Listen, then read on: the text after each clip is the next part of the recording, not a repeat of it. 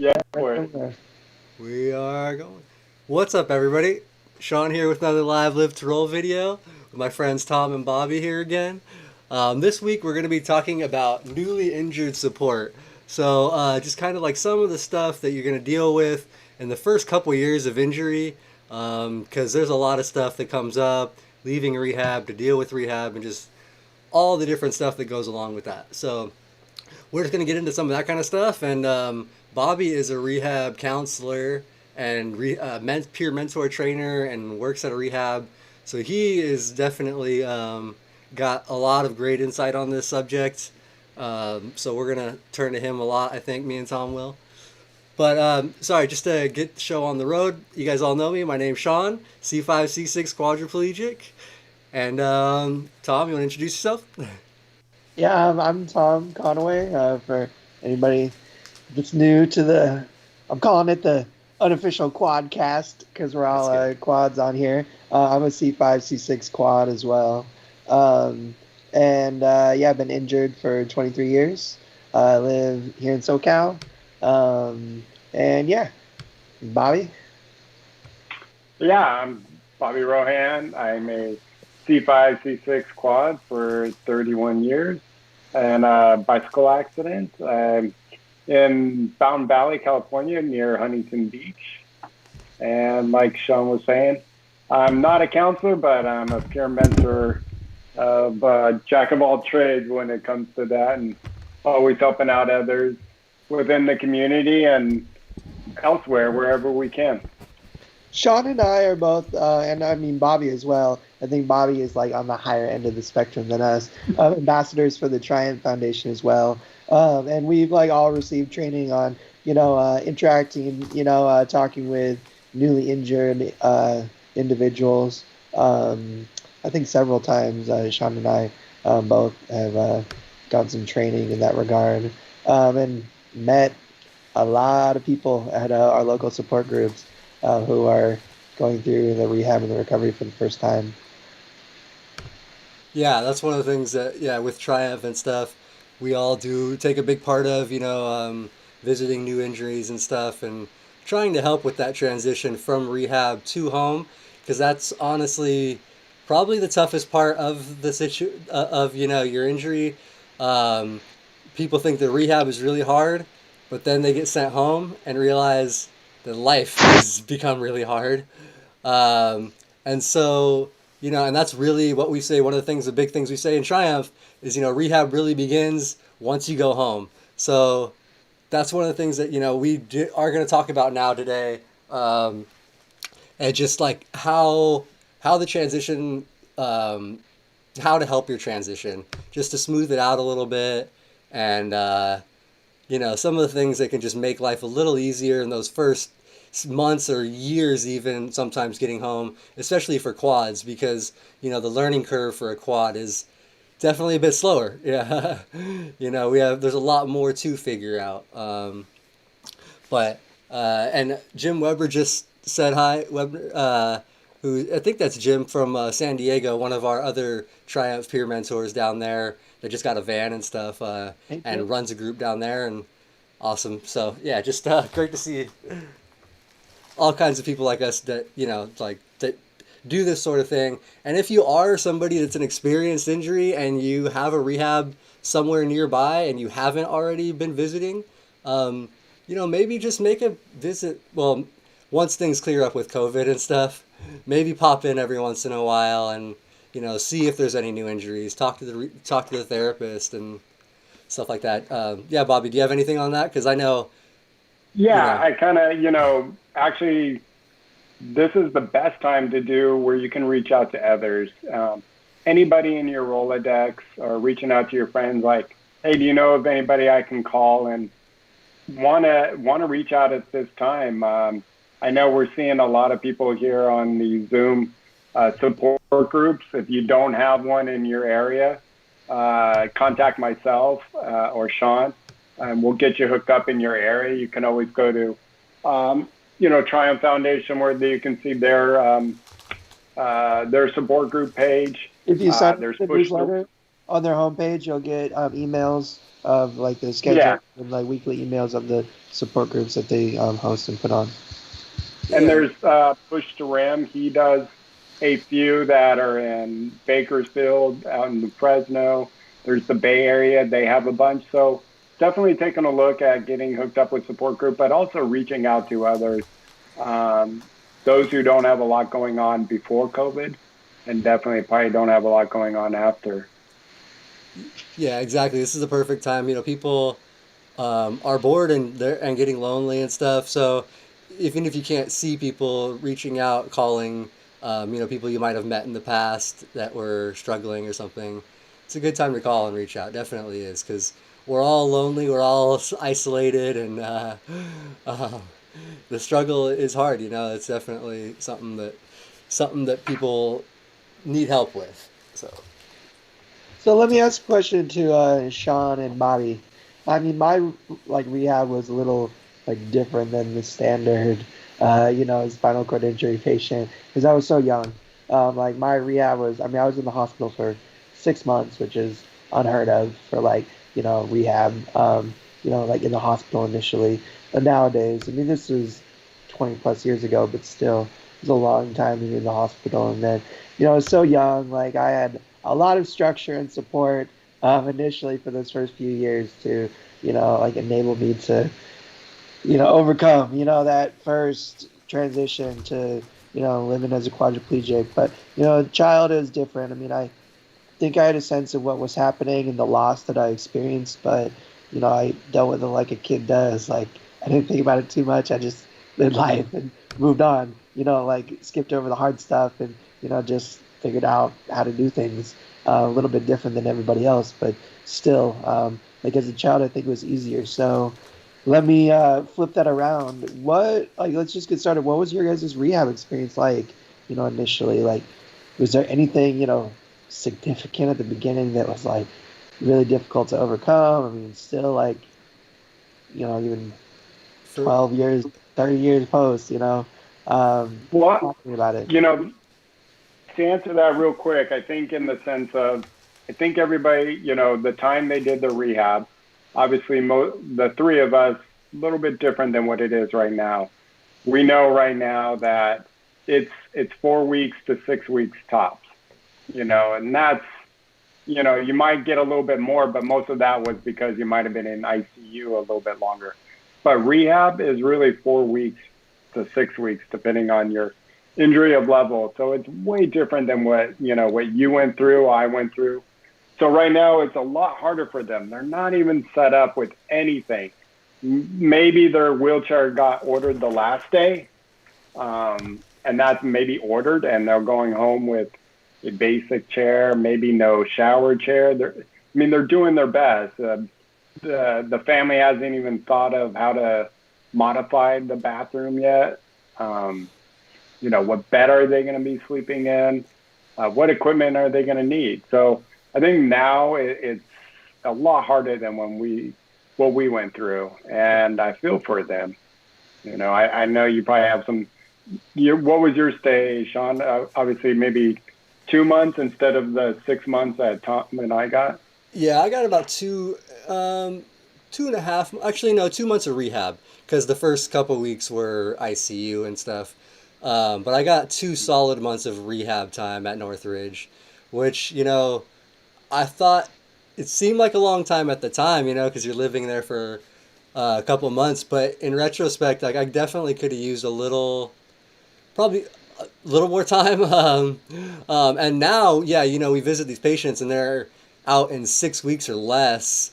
And like, I'm just like, yeah, that's really fast because I know like my final few weeks, I made the most progress. Like it kind of like, it took a while to get the ball rolling for me, like that first month, there was really not any progress for me. It's hard that first month because you're just starting to figure everything out. So if they're kicking you out at 4 weeks as a quad, um, you're at 4 weeks in a month. You're barely figuring out that you can like lift your hand up to like do any like like it just seems very very hard. Well, the Uh, nerves are still like they're the still swelling is healing. Yeah, still you're going still out. swelling. Like you're still healing from the initial injury, which means like connections are still, being remade in your body. And like they're kicking you out before you even really like understand where your injury level is at, Right. which And is that's why I think people need stuff like this and other YouTube channels and other peer support really is the biggest thing. But we all can't get peer support sometimes depending on location. We might not be, in a very populated area with people with SCI or just maybe we're just way off in a rural area, living. I've met people that live way out, and their nearest neighbor's 20 minutes away. So it's like, someone like it's hard for that person to seek a peer mentor and help. So you do have to just seek it wherever you can and ask the questions because that's like without. So Bobby was actually the person that came into my room when I was at the hospital. He came in, a few weeks after I had been there, visited with me, and like I saw how much he could do, and he had this great outlook. He was positive, happy, like he was making my family laugh, and like everybody loved him, and like it was just like it really did give me hope. Bobby was the guy that came in my room and helped me and got me over that first hump and kind of like gave me like the little hope and the spark I needed to really start to push myself. Like I said, that first month, I don't think I did as much. Like I was there, like, and I think I'd probably met you then, but like I still was kind of just like a little off, and like, but after a few visits and like you were showing me stuff, like picking stuff up off the ground and showing me just like random stuff and little things and like pictures and stuff, and just seeing that there was life after SCI, like after this, because I was just turned 21, so I was fairly young. I was partying at the time. Like like I thought I was just like, all right, well now my life is over. Like I'm not gonna be able to party. I'm not gonna be able to do anything. I'm not like I was an adrenaline junkie, snowboarder. Like to me life was definitely over. So to see somebody that was actually living a good life with a very similar injury to me gave me just incredible hope and the spirit to push on and kind of get myself motivated and do keep going like to do it. And so I think that's what a lot of us need sometimes is just that initial just push. Just that initial push. yeah, So it's a really beautiful like part of the Triumph Foundation. Just like interacting with other individuals with like similar disabilities is just seeing someone, like be a real life example of like overcoming things, maybe you thought were impossible. Like, I mean, I know that's like a big thing for me is like just seeing someone else do something that like I thought I couldn't do, but then like I see someone with the same disability as me doing it. I'm like, oh, well, damn, like I guess I was wrong, but like that can be the spark. And like that's a really like important thing. When it comes to like rehabilitation, like a couple big aspects of it, right? First one is mobility. How are you going to get around and move around, right? Then activities of daily living, right? Just doing stuff around your house or taking care of yourself, brushing your teeth, feeding yourself, things like that, right? And then I think like one of the biggest is the hardest also bladder and bowel care. Like when it comes to rehab, those are kind of, I think the big category is like that just slam you like right at the beginning. Like you gotta figure it out, gotta start managing it. I mean, right out of the hospital. You don't have like nurses or people around to help take care of you. So how do you figure out that transition, you guys? Like how was that for you? Um, I think it's one step at a time, one day at a time. That's I mean the one thing I do tell anyone newly injured is just you got to take it one day at a time. And there's something that we teach with No Barriers at Rancho, and I think this goes the teaching of anybody that goes through something similar to what we went through is the 5 stages of grief. Mm-hmm. And within the first month, you might hit about 3 of them, and it's the hardest one. It could be depression, it's definitely shock, and it's definitely denial. Or some that just get put in a salad bowl and you're tossing around like you know, do I do what people say that you're supposed to do? Like, this isn't for me and I need to check out. No, that can't be it. Is there life for me after this kind of injury? How am I going to feed for my family? Or, um, all these things. Am I ever going to be the man I was, or the mom I was, or how am I going to meet guys or girls? All the newly injured folks they have it all within that first month, and it's just take one day at a time. First, learn who you are and what your body is doing, and that's the first thing you do. And sometimes, the one thing that I always learned as a peer mentor, silence is great. As long as they can make a connection and see you. Like Sean said, I remember going in to see Sean, but it was also, I probably spent maybe 10 minutes with him, if that. Yeah. But that's all it takes, and they just see, and then they're like, okay. And then the second time, when they're getting healed up, it's like, oh, okay, I get it. And by the third or fourth time, they're like, all right, this is what I need to do, whatever it may be. Yeah. And, I think, it's really important thing that you brought up, Bobby. Like, it's okay to grieve for your loss because it is a loss, Mm-hmm. It's part of yourself that you're losing. Then, you will never be that same person again, even if you do, recover, your mobility back, going through a trauma like that, changes someone forever. And, it's okay to grieve. It's okay to, grieve that loss and, figure out a way, to move on from it and accept it, before you tackle, that other stuff and, learning how to live, life differently now, and find, that new normal. Because things aren't going to be the old normal, the same normal. It's gonna be different. So the going through those steps and knowing that that's okay. It's like totally normal is I think a really important thing for someone experiencing that for the first time to know. Yeah, and I think well, so. I think.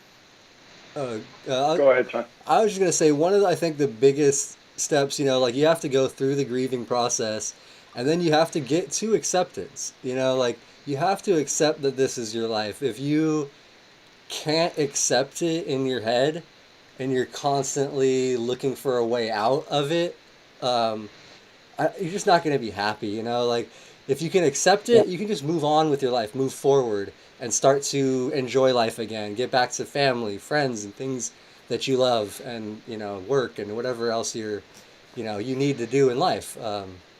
So I think just accepting it is a huge, huge part of it, and just acknowledging that this is a new life. You have to accept it as a challenge, and it's going to be a challenge. It's not going to be easy, but it's a life worth living, and it's worth And the challenge. in my experience, I feel like sometimes acceptance of disability is almost like admitting like defeat to it. Like if I accept it, that means like I've succumbed to it and there's no overcoming it or like, getting away from it or, like getting back to, my old self, right? Which I don't think is the case. It's not, it doesn't mean that you have to like lose your goals of, like achieving your mobility again or, like finding, overcoming, whatever your disability is through, rehab treatment, like different, whatever it may be. But accepting that this is your reality for the time being, like even if you are working towards, different goals and stuff, that acceptance isn't like admitting to yourself like, oh, this is it, I'm stuck this way forever. But, not everybody does recover from their spinal cord injury. Like I haven't, as much rehab as I've done, over the 23 years of my disability, I'm still as paralyzed as I was 23 years ago. Doesn't mean, I haven't gotten stronger, like, attained, new goals or, done things physically or, like that I, wasn't even sure I could do before. But I think that what you said, Sean, that acceptance part is so, so, so important. But just know that it's not an admission of, defeat or, anything. in Right. regard That to is important. You ability. know, it's not admitting defeat. It's not accepting that you're going to do nothing for the rest of your life. It's accepting that you have a disability now and you're going to have to work a little harder at certain things in life. And You do know, things like that's differently, so right? I mean, I feel like that's one of the big things for adults who are injured, especially like that formative age, between 18 and 26, right? I mean, that I always go back to saying like it's hard to teach an old dog new tricks. I think that's really true for, an adult learning to do like little things like feed yourself again, dress yourself, brush your teeth when it's different and it's hard, like accepting that you have to do it in a new way or a different way. I didn't have to deal with that as much as a child because I just learned one way of doing it. I was so young, so I didn't face a lot of that. But I I do like know that that's a big thing for a lot of people facing this for the first time is just wanting to be able to do things the same way they used to forever. But accepting that you got to learn how to do it differently is tough, yeah. but important part.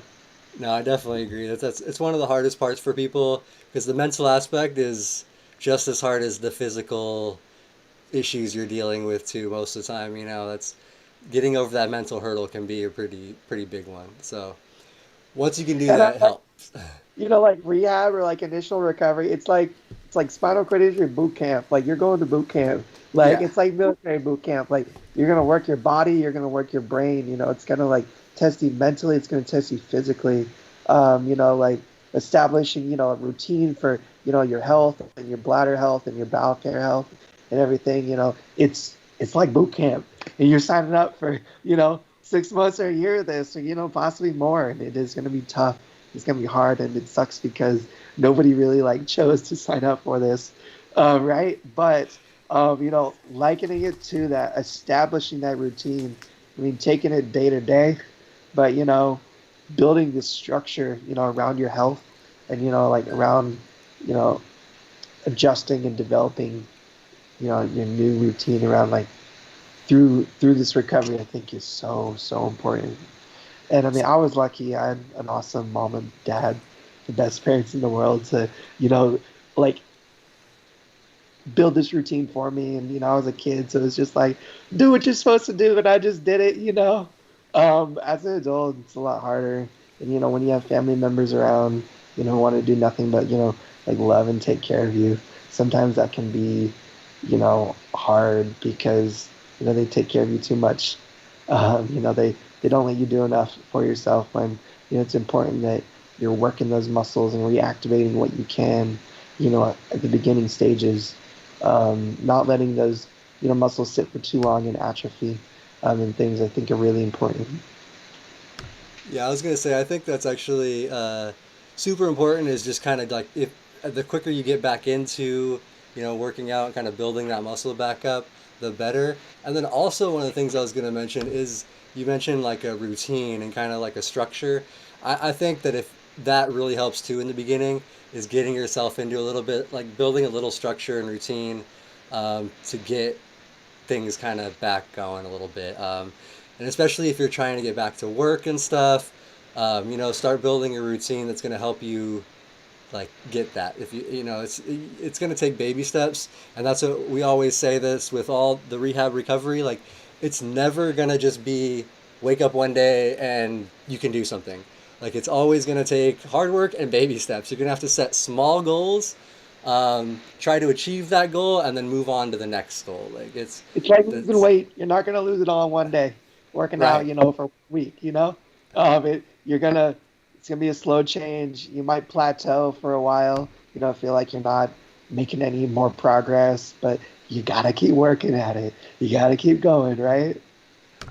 I think one thing uh, to keep in mind. Well said. What you said, Tom. With you might not see the improvement, but there's always improvement there that first 2 years. I Hmm. mean, one of the most common questions I get from patients are how long before you were okay? And I always just tell people it was 2 years. It was 2 years before I became independent. to where I felt comfortable even leaving, out on my own, going out with friends, knowing I got bowel and bladder under control, knowing, how I'm going to, when I'm going to get home, how am I going to get in bed, certain things. It was just seemed like it was a 2-year mark that, okay, I get it. I know how this is supposed to go. And in that 2 years, there was a lot of days that I didn't feel like I made any strides. But I was. I mean, I look back and going, wow, now I can push. Now I can get into my van by myself. Now I'm driving. Now I'm going back to school. It was just like, oh, I guess I was making all this progress and didn't even know it. Yeah, when you're Yeah. in it every day and doing it day to day, you don't see the progress. You don't see those little tiny, increments of success you're getting. Uh, so that's what it is important if you want, take a journal or like have somebody taking pictures or videos of how you're doing things, so you can look back or read back on it and just see like, wow, like I look how much worse off I was, a month ago or like even a week ago. Sometimes you can look back and like, it's Or, hard to see the flip the day to day. script, how better off I am now. Like, look how much I've overcome. Look how much, you've changed, like, in a positive way. And, like, it does not feel like it in the midst of it, but when you look back at those milestones and those markers, like, take a picture every couple of months and, see the change and the transformation, it's pretty profound. Yeah, definitely. Um, so yeah, that's I think just a huge tip for anybody that if you are early on and trying to progress and you think you're at a plateau, try to just keep a journal and take some or remember where you were at a day ago, a week ago, and the progress will definitely be showing up. It'll be there. And listen to family members when they're like, man, you're getting Oh yeah, stronger. I yeah, mean, that's because true. I told I'd be like, yeah, I am not even where I want to be. So make sure you're listening to your family members, and if they're saying you're getting stronger, you're getting stronger. Yeah. Yeah, because family members, sometimes might not see you every day. You'll have somebody's coming by once a week or something, and they'll notice the progress over a week. You might not Yeah. feel it, but they will see it. They'll be like, "Wow, you're sitting up a little better. You did that like a lot easier." Like it's easy for them to notice, but it's hard in your own head. It's just like trying to watch yourself grow. You're not sitting. You're not gonna see any progress. You're just. It's the Exactly. So much easier for a third party to see right. versus yourself. Um, let's talk about that though. I mean, we talk about it in support group a lot. We talk about it with newly injured patients. When their families are in the room with them is, the families of the newly injured patient. I feel like I say it every week on here. Like I feel like the luckiest guy in the world because I got an awesome family. Shout out to all the other awesome families out there, too. Because I've met a ton of them. I know Sean's got an awesome family, and so does Bobby, and how incredible that is. But um, something I didn't realize till for a long time after my injury is, the grief, the loss that like my parents went through, the hardships like that my family went through, kind of along with me. And my parents especially, because, they saw one of their children, going through like severe extreme trauma. And, like I don't know that, how that feels personally because I'm not a parent, I've never experienced it, but I can only imagine, how impossibly difficult that was. And, then the incredible burden.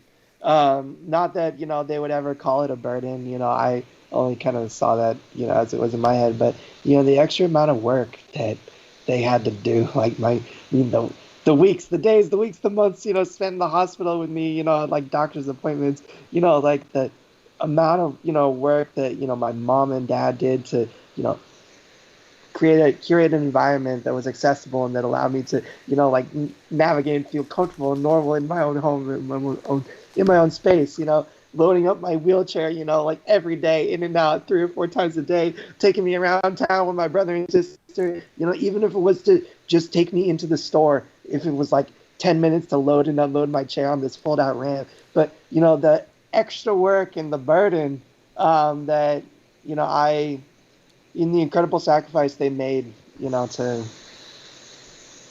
you know, help enable me to overcome my disability and, you know, those first few years especially.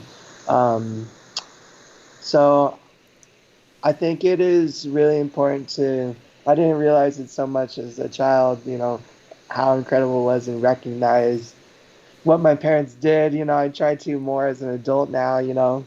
But talk to me about that, you guys. What is your experience with your family, you know, initially, you know, the rehab uh, I part of your mean, injury? yeah, that was definitely one of the things I wanted to bring up is, on both aspects, uh, like you were saying, like it's not only you, you know, your parents and family are grieving, so like what your family's going through, and also one of the things I wanted to bring up, which we'll touch on in a second here, is just treating your family because I sometimes you have internal frustrations, um, and it's important to not and let that explode onto the people that are closest to you, which are usually your family and what's around you.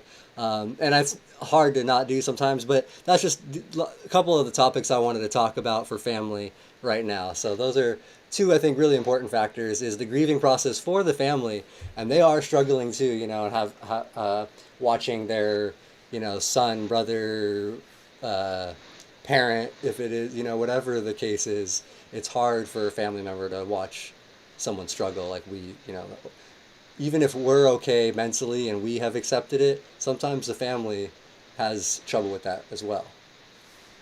Well, I've always I've come to the conclusion that actually it's harder on the family than it is on us.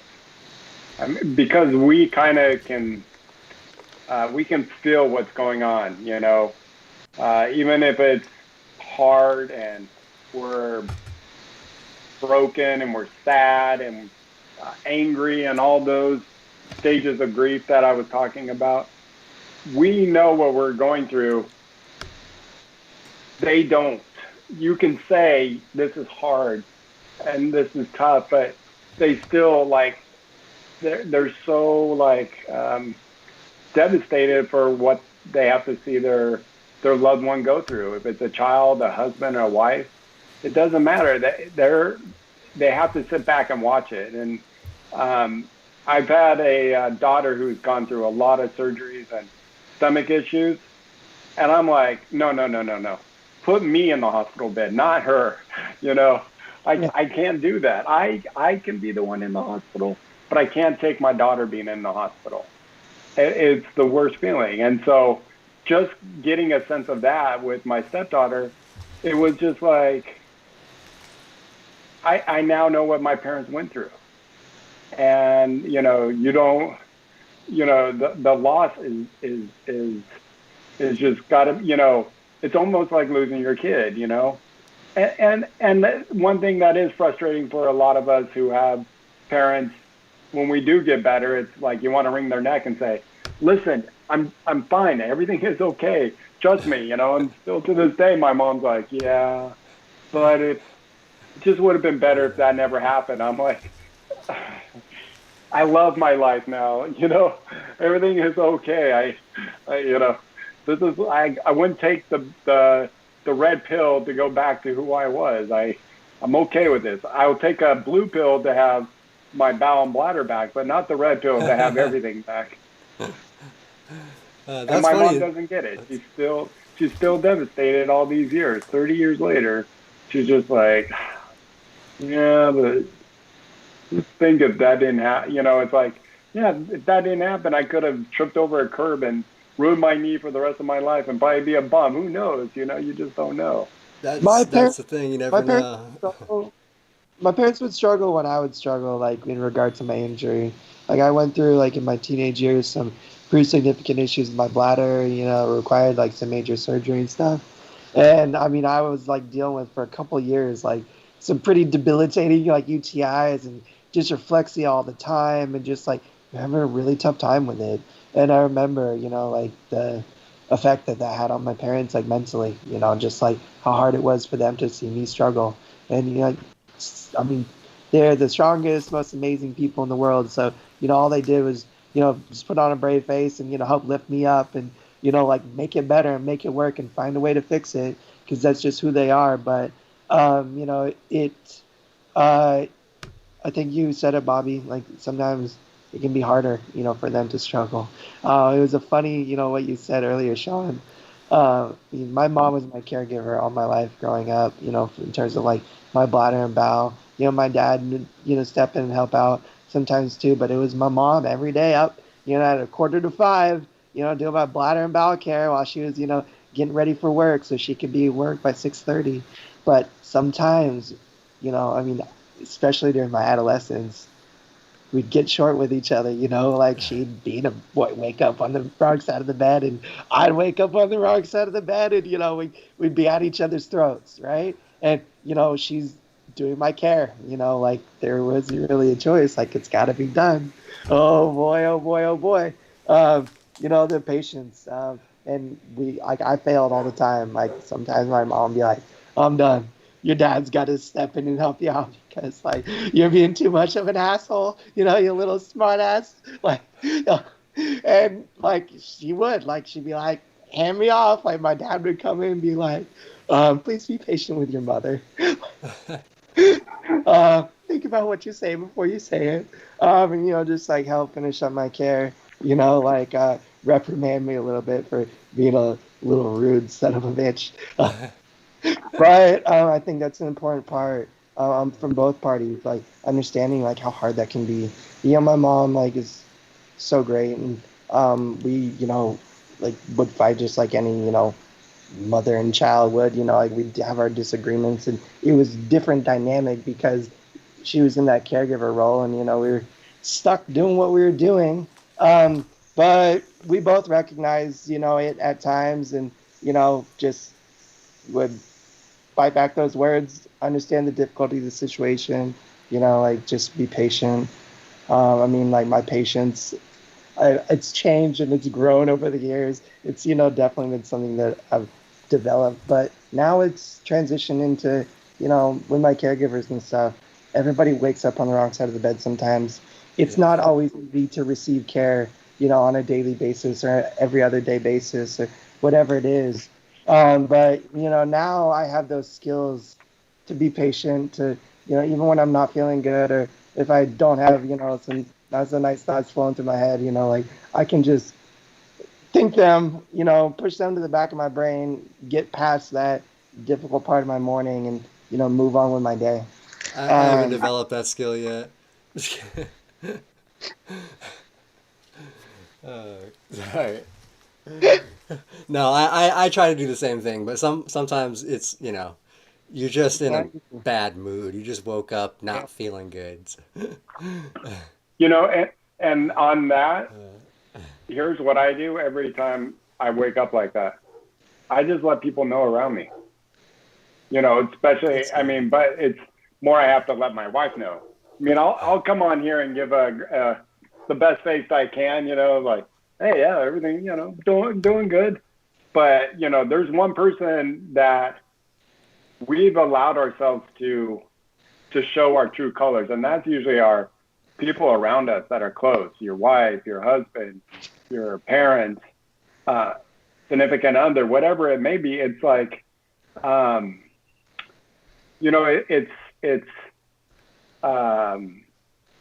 get up and I'll just say, listen, honey, I'm having a very bad day.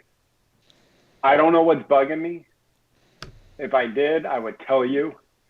And then, of course, my wife always goes, is it something I did? No, it's not. It's me. Today, I am having a bad day. And you got to allow yourself to have a bad day. Yep. Be pissed off at whatever you want to be pissed off at. Be quiet if you want to be quiet.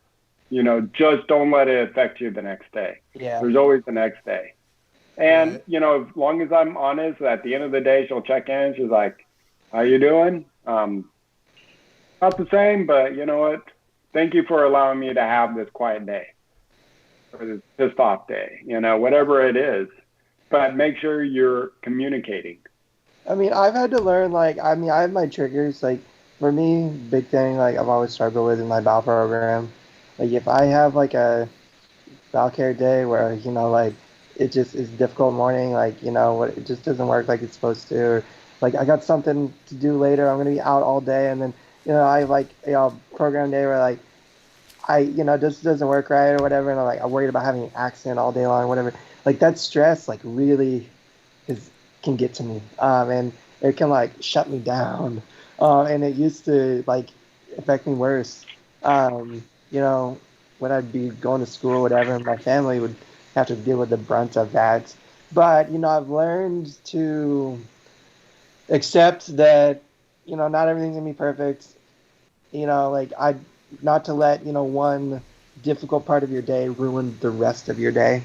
That, and it's not always easy, and sometimes it does. Like, and it's okay, like you said, you don't always have to have a perfect day. Um, but, also learning to, not let, not let that stuff like weigh on you all the time. Like, it's so hard, especially initially, when you're dealing with, you know, establishing a bowel program, or, learning, your bladder program, your routine and stuff. You have accidents, and, your body hurts, or you're dealing with, new feelings and new sensations. It's just so easy to, you know, feel funky for a little while and then let it affect you the whole rest of your day. Yeah, I think learning to move on from like a difficult couple hours, and, you know, do things that make you feel good, or, find a way to feel better, feel good, I think is important. Took me a long time to learn. So I don't know, like if anybody does struggle with that, but, learning to move past that difficult stuff. I don't know if you guys struggle with that at all. But it's been like a big thing for me all throughout my, injury. no, that's actually the same. I kind of have the same thing where it's like sometimes it's a whole bad day and I just have to chalk it up to like this day sucks and I'm just gonna like everything, like, and a lot of times that honestly starts with like a bowel or bladder issue. It just starts with a bad feeling, my body's not right, something's just weird, like I'm not comfortable, and then that just kind of sometimes I can stem it and again I can move on, keep myself busy and I'm fine. But other times, it's just like in you, and on those days, like I feel like it is okay. Like Bobby said, you can just take that day. It's a crap day. Just let it be. Just the next day, start fresh. You get a good night's Yep. sleep. Wake up, new day, new beginning, and you can start over with that. You don't have to like. You're not stuck in that rut. So that's I think important just to be able to move on. Whether it's a few hours of the day or a full day, just don't let it go beyond too much beyond that. Um, so Don't let also, yourself, oh, go ahead. Kyle. like, don't get stuck in a rut. Pull yourself up out of it. Learn how to. I think don't get stuck. Yeah, definitely. So we actually had Mason asked if we could recommend a good medical supplier, which Eric actually already responded. Mobility Pros, which is exactly what I was going to say. Um, but they are more Southern California based. If you're somewhere else in the country, I know there's some other good ones. I don't know if I have any that I would recommend, any national brands.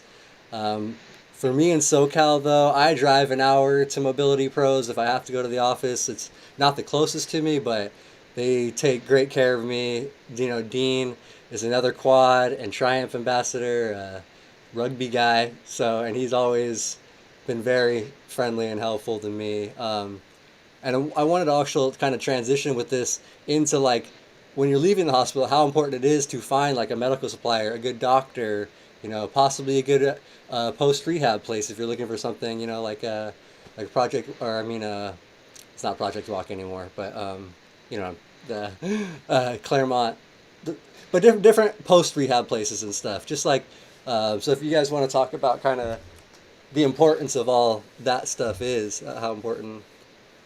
Big time. I mean, like I was lucky. So I was just a lucky guy. You guys feel like I say that all the time.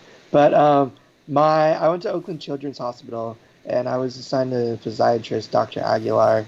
Dr. Aguilar, if you're out there somewhere, I hope you're happy and living an awesome life because you're an amazing, beautiful person.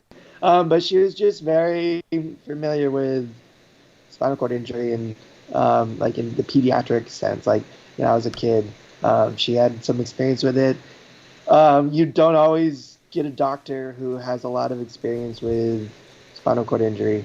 So, I mean, following my hospital stay, I, went back and would see Dr. Aguilar, once a year for like, checkups or whatever. But I did have a family practice doctor too, who was just, your local family doctor if you get like a chest cold or something. I've never had a family practice doctor that had any experience with spinal cord injury or quadriplegia. So you always want to be sure that you have them refer you to a physiatrist, a doctor of physical medicine. Physiatrists are the ones that specialize in spinal cord injuries. Not all physiatrists do, but it's important to find one that does. If you can't find one at your rehab hospital, you need to find one following that has some experience with it. It makes a world of difference in getting prescriptions written for wheelchair stuff, for getting, the right kind of treatment, getting the right language to your insurance company, and it's getting referrals for things. Finding a doctor that is familiar with quadriplegia, paraplegia, spinal cord injury is paramount. They can often recommend you and refer you to other places, other good rehab facilities for physical therapy, occupational therapy, whatever it is. But finding a good doctor afterwards is important, and it's not an easy thing. It takes lots of phone calls and talking to your insurance and talking to doctors' offices to find out if they take your insurance. Not all physiatrists are always accepting new patients. It's a pain, and unfortunately, it's just the reality. This is when networking with other people with similar disabilities can really come in handy because often they have already gone through it and have weeded out the ones that don't work, found the good ones and can refer you directly. I mean, so often I'll go to my local support group and be like, hey, I'm having this kind of issue. I need this kind of doctor. Do you guys have any recommendations? And, I'll get like half a dozen people, all shouting out the same name to me. And, I can Google it, make that phone call, figure it out, and, get it done. So set yourself up for success by, curating the right environment and, finding good people around you that know what they're talking about, that, are familiar with your body and, what, kind of complications you might have or experience, and set yourself up for success. You got to work for it, but it's worth it. For sure. And also, so Mason just asked, I think he was unclear. Um, he thought you're talking about like asking if you're talking about a children's doctor, but no, he's talking about a spinal cord injury doctor, somebody that Yeah, so I had a specifically, pediatric specialist when yeah, I not was young, pediatric. but when I was 12 or 13, um, I ran into an issue. This is kind of a funny story. Like, I went through puberty, as a quadriplegic. I was injured, when I was real young. And so it's funny, like you go through puberty, your prostate starts to grow. Now, if you're a guy and you catheterize through your urethra, you have to change your catheter type. Like you need this curved tip catheter that can like get around the prostate. Otherwise, what happened to me is the straight tip catheters were like, poking into the, side of the urethra, with the enlarged prostate or whatever. And it was causing inflammation and bleeding and all these other complications. My pediatric physiatrist had no idea that I needed a different type of catheter. It wasn't until I got an adult doctor. But the kind of doctor is a physiatrist. I don't know if you want to like spell that out or put something on the screen. I But can it's a try to. doctor of physical medicine, and they're hard to find. Um, there aren't a lot of them. Um, I know but Mason was asking you about that. I think if Yeah. you probably have to travel. Loma Linda, I believe, is near him. They should have a doctor, physiatrist there. Yeah, usually if there's a decent rehab hospital, then they'll have one. But if there's not a rehab hospital that specializes in SCI or has an SCI program, uh, they're probably difficult to find. That's why I'm still driving to Northridge an hour and a half to my doctor right now. I've moved out here, but I haven't found somebody out this I way mean, yet. So, I had to travel like always over an hour to a bigger city where I grew up to get to my physiatrist for sure. mhm. Um, Yeah, it's definitely important but because doctor you see like as you need it. Me, I would see mine once a year just to make sure like I was doing okay and my body was not starting to do funny things like I developed scoliosis. Like they check on your bladder and your bowel health and just things like that. Um, it's not like your everyday doctor, but it's an important one to have. They're kind yeah, of gonna what they're gonna do is oversee the general portion of you, nerve pain, changes within the body, spine, nerve pain, and then recommend you to doctors and places to get x-rays and MRIs in case something is going on. They might know more of somebody specializing in urology, so they can definitely say, here, my patients go to this person, try him or try her. And, so that's what the physiatrist is going to do.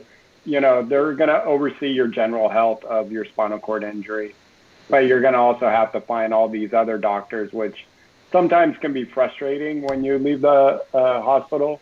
Where in the hospital in rehab, they're all coming to you. Now you yeah, got to go to everybody else and find out who's good and who's not. And, how long do you wait in their waiting room? And, it can be frustrating. I mean, 30 years after my injury, I finally said, I need to go somewhere where I can just get an answer from everybody at the same facility. And so I went all the way to Colorado, Craig Hospital, to get some of these answers. I wow, was aging with a spinal cord injury, and I'm just like, I'm getting tired of my health and running around to doctor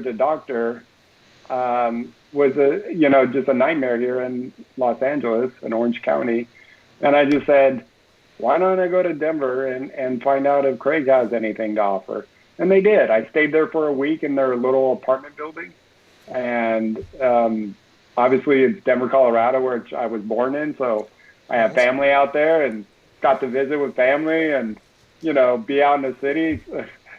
Too bad there was a blizzard at the time I went, but it was a great place to get all these answers in one.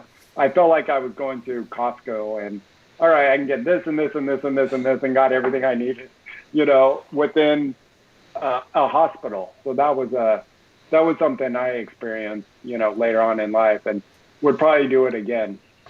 That's pretty cool. That's really cool. Yeah, I've I never did been to the facility out similar. there. I had the opportunity, in my adolescence. I think this is only if you're under 21, but I would go do like a 2 week stay at Shriners during the summer, and it was like a rehab stay just to like do specialized therapy and stuff. But um, it was kind of like a one-stop shop where you could like talk to all the doctors you need to talk to. Like they have everyone like right there in house. And it's pretty neat. It's cool. One other thing that I did want to mention earlier is I think probably one of the more important things when it comes to rehab is, and this is kind of one of my mantras, I feel like I say all the time, but set yourself up for success.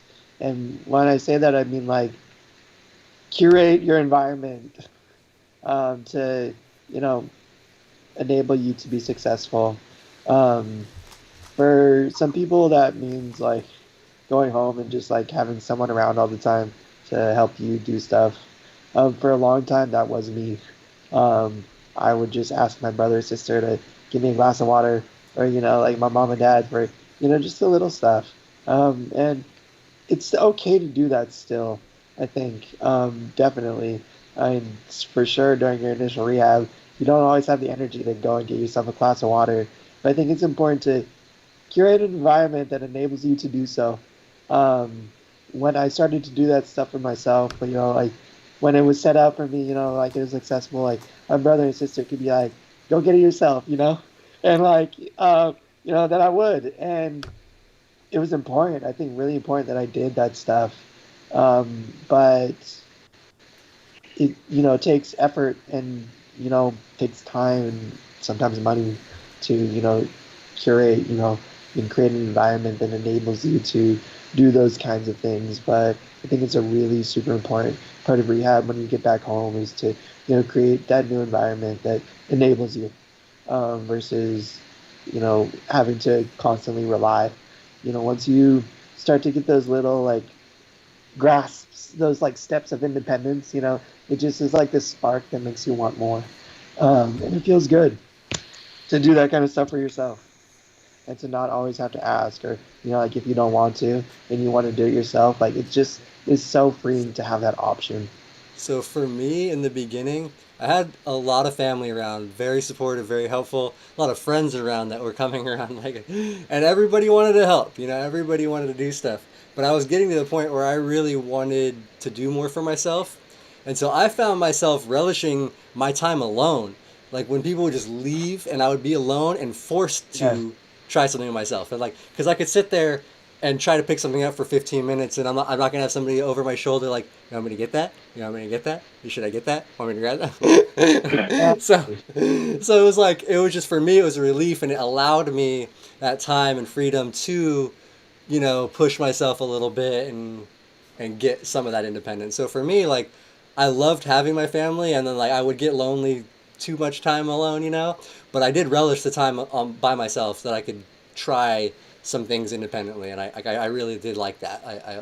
It Yeah, was no cool. doubt. I mean, I remember my brother and sister would like do like soccer and wrestling and all these different sports. So like some weekends I'd get like a whole Saturday to myself because dad would be at wrestling with my brother and mom would be at soccer with my sister, and I'd just be at home alone. But they'd like set me up with some snacks or some things that I could like grab easy or whatever.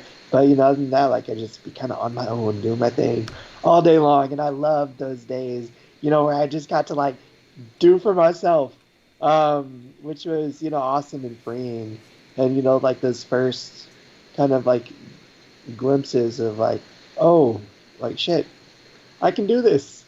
I can like maybe live independent, and that was huge for me.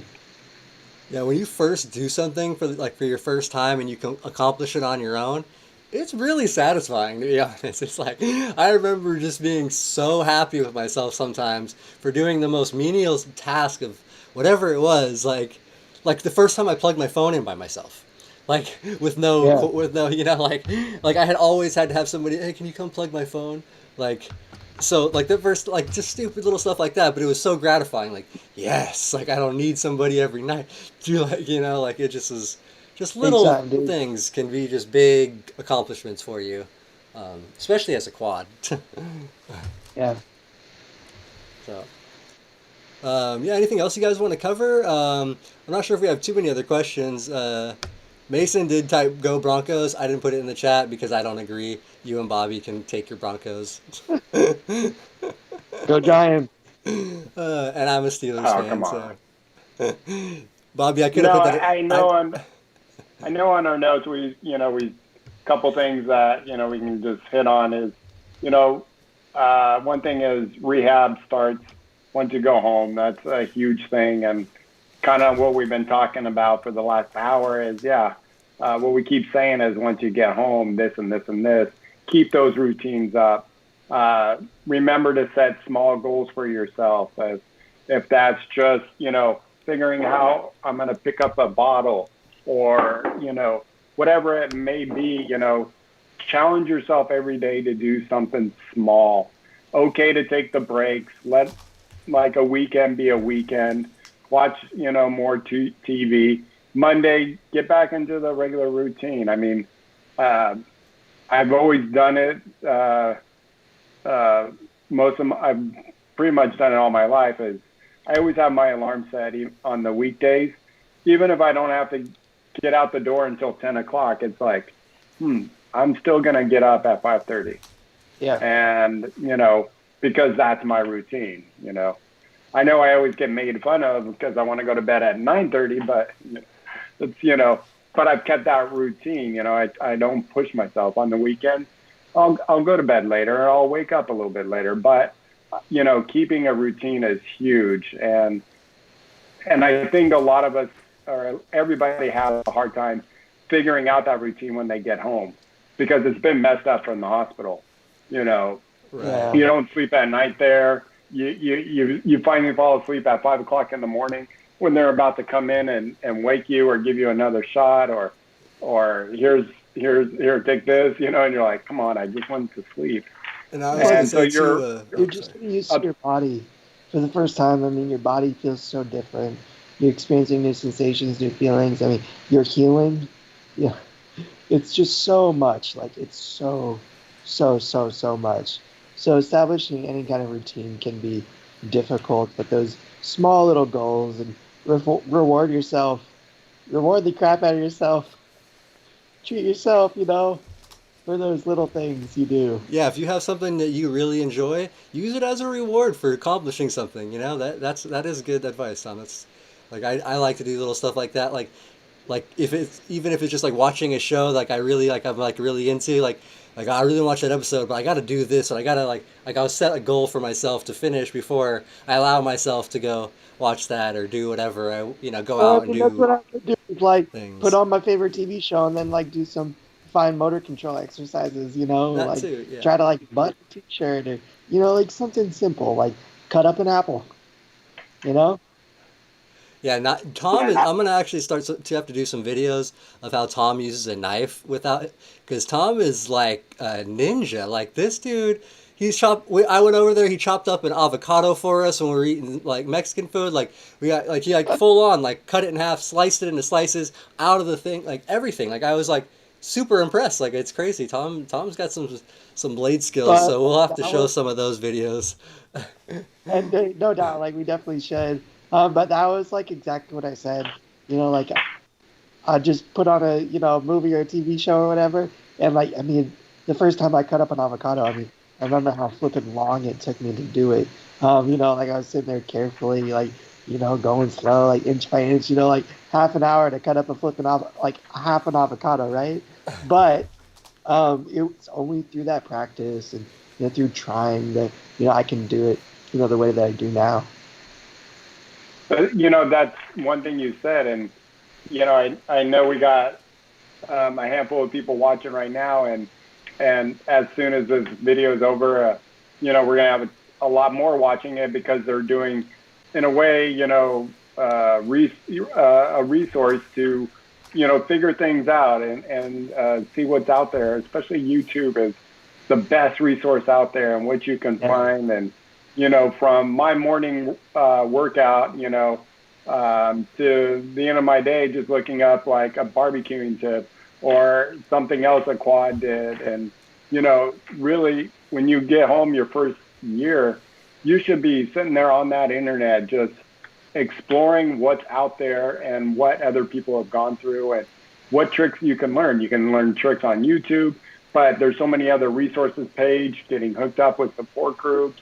We are so Um, lucky in this era with the internet to have like an infinite resource of knowledge and like personal experience of individuals. And I mean, I remember I was doing my Googling and my YouTube and back in the day for sure. But it's a really valuable, important tool. So make sure you use it, take advantage. Definitely, yeah. yeah, I I mean, because we didn't have that. And, myself, I learned, you know, here and there, and then it wasn't until I finally started playing with the Northridge Knights rugby team, and then all of a sudden I'm like, oh my God, look at all these guys doing things. What the? You mean that's how that's I can do it? Because I finally saw people doing it, that's exactly and what it was for me that's too. now you got it on YouTube, and then you can see, oh, how'd you get in the pool? How are you getting into the bed? I mean, you know, it's there's so much out there now that you can learn from one another what other people are doing, or it's just And how they feel or what they're going through, and mhm. you know, doesn't always have to be about how to. It can be about emotion. It can be about feelings and am I okay? And are other people like me going through this? And you find out, heck yeah, there's lots of us. Yeah, that's And I was I was gonna say it's just important too to get a broad spectrum of stuff you're watching too. Like if you don't watch one person's, like don't only watch my YouTube transfer videos. Watch how like 20 people on YouTube transfer, and then you can take little tips and tricks and things. That's the beauty of having that all there. Is not you're not talking to one person getting their advice. You can get the advice of 100 people at once, within an hour. So it's And just I think a awesome. really important thing too is, especially lost in like adults, like initially, with their disability, is help yourself feel normal by getting out of your wheelchair. I mean, I remember like as a kid, I had the excuse of like playing with my brother and sister and stuff, but like getting out of my chair and like sitting on the couch in my living room, getting on the floor, like getting transferred down into the grass, just sitting on the ground and like feeling the ground, like grounding myself, I think it's really important to help yourself feel normal. Um, by doing some of those normal things, like you're not just stuck in your bed in your wheelchair. Like have someone pick your ass up and you know toss yourself on the couch. Like sit next to a friend, sit next to a family member. Lean on them if you have to. And I remember 1,000 times, like my dad took me out of my chair and had to sit next to me on a bench, so I could wrap my arm around him and stuff, and have that support. But like it felt so good to just like put my feet on the ground and like sit normally and feel good like outside of my chair, just like everybody else was doing. So do those little things to help yourself feel good and feel normal. I think are you know, I mean, important for me. But That's good advice. Yeah, I like to personally. I get in my couch a few times a day just to get out of the chair. It's more comfortable. I can lean different positions. It's just like it's just something different than my chair, and I think it is important. I can't get onto the floor very easily, but if I get opportunities, I will if I have help. But at least for me, I get also one little change, get in and out of the chair. But I nothing. didn't have to use the restroom so much. I would go on my couch every night.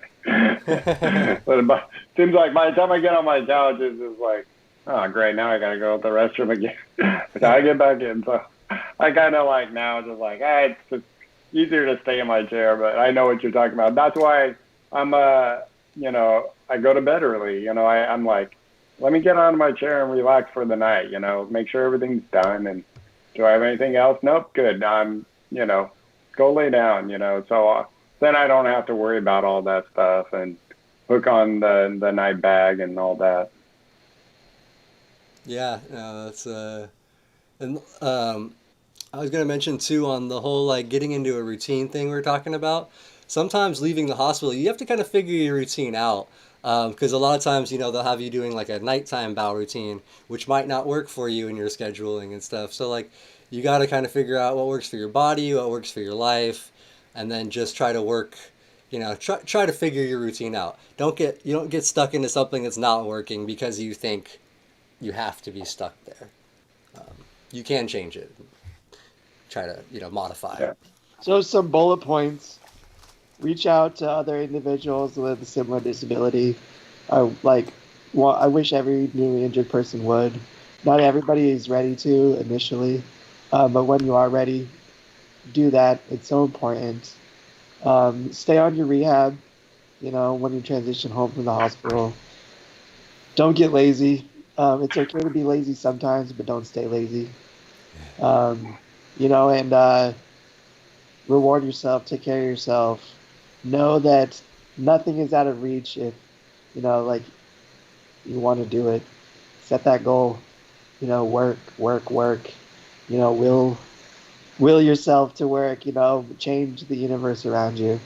Because you're looking at a world-class triathlete, a world-class rugby player, like, And,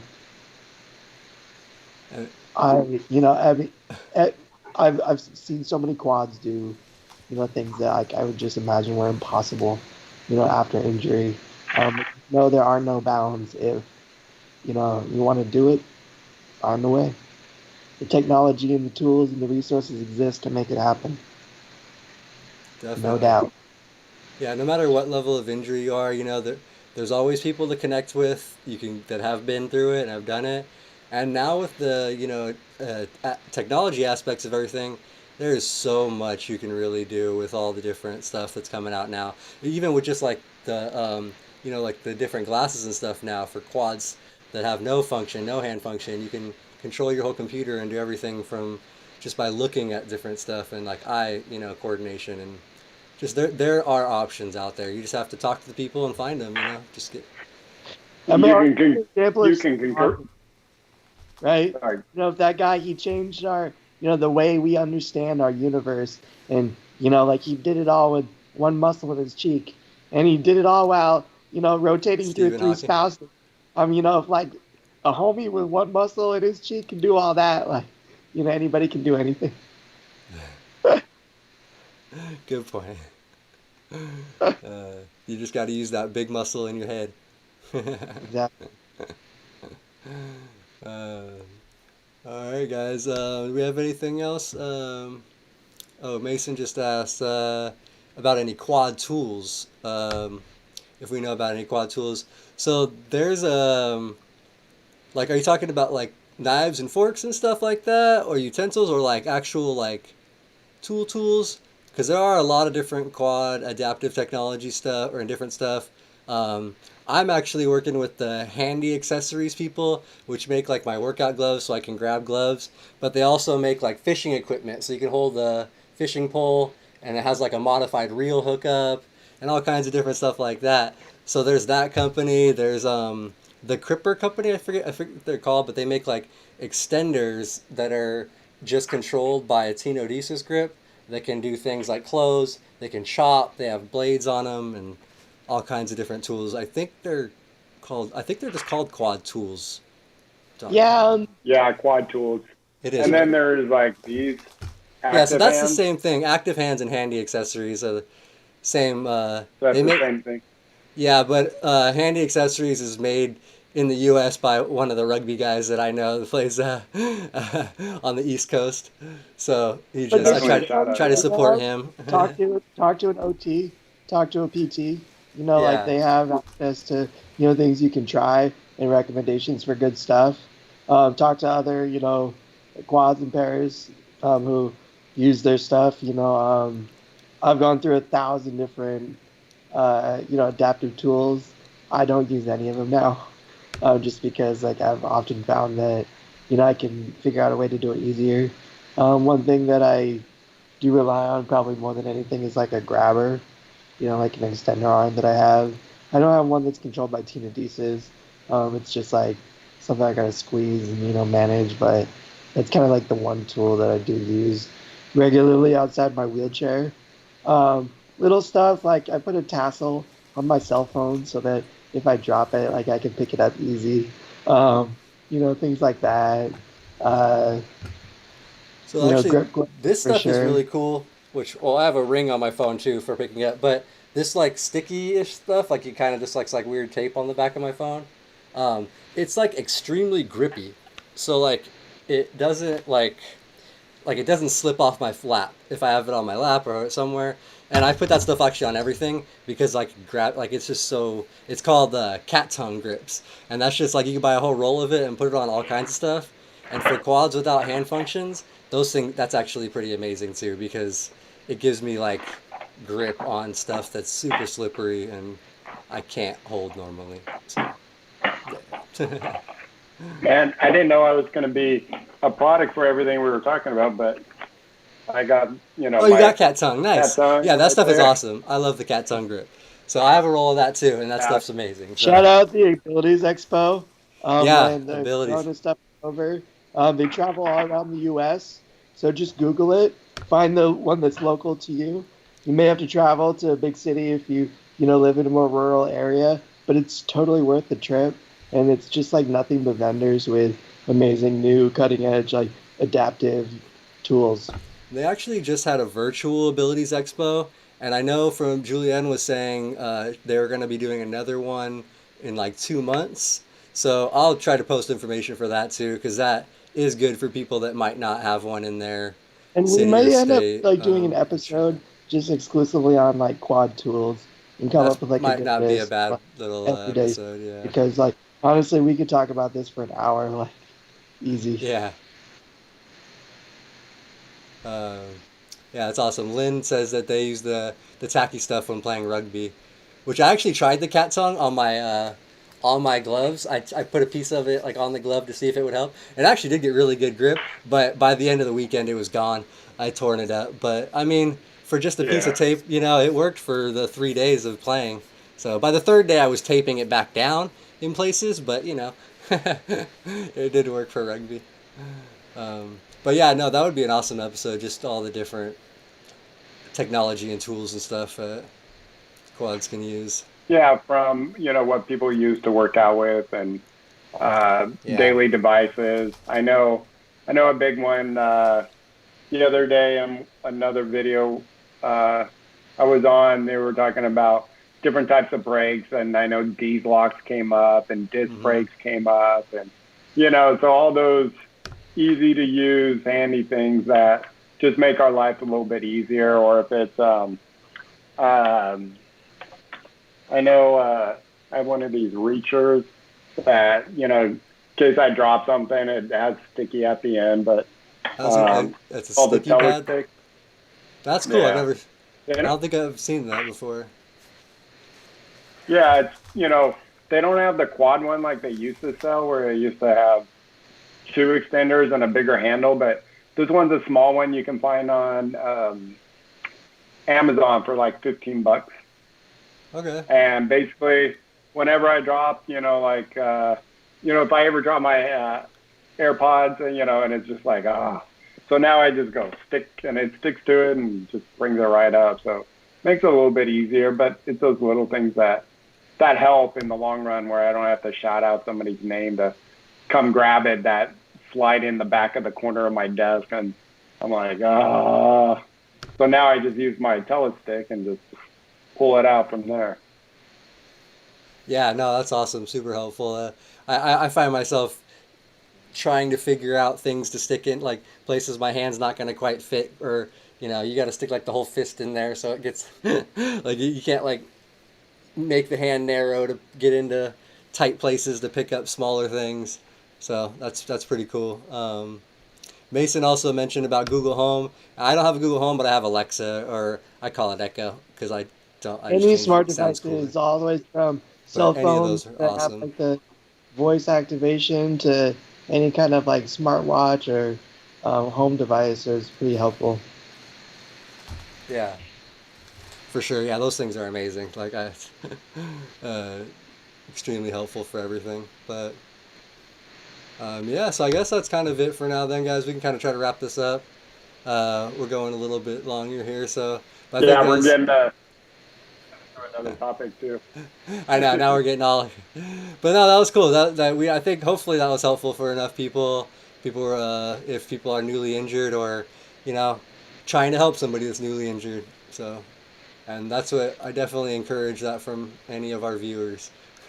Thanks everybody for watching. Don't forget to like, comment, and subscribe.